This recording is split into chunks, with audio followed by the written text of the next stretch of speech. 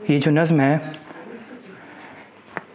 ये उस मौके के लिए है जब हम कभी अटक जाते हैं, कभी कोई तकलीफ़ होती है और हम किसी से माफ़ी या तो मांग नहीं पाते या माफ़ कर नहीं पाते।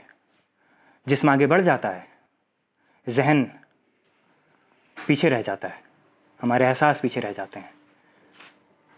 तो ये छोटी सी नज़्म माफ़ी उन लोगों के नाम। इस नज़्म का उन्वान है माफ़ी। माफ़ कर दो, माफ़ कर दो और मांग लो माफ़ी।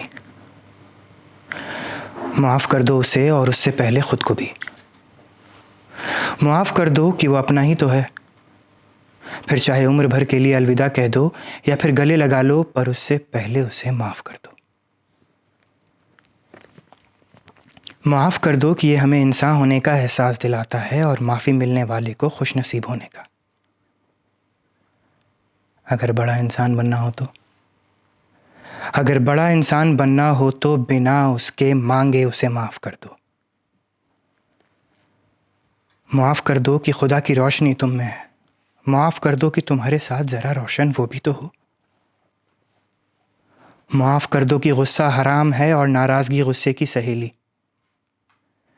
माफ़ कर दो कि मजबूरियाँ, जिम्मेदारियाँ, रुसवाइयाँ हम सब के हिस्से हैं।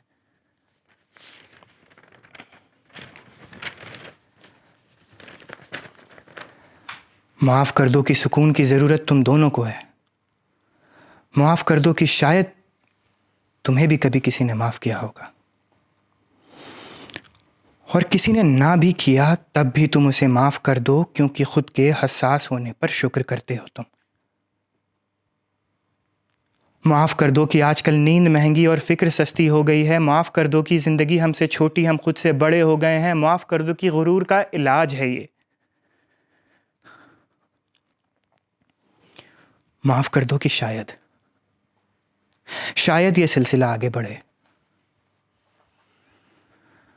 माफ़ कर दो कि चचा गालिब ने पिछले ज़माने में फ़रमाया था कि माफ़ी मांगने, माफ़ करने से ज़िंदगी आसान होती।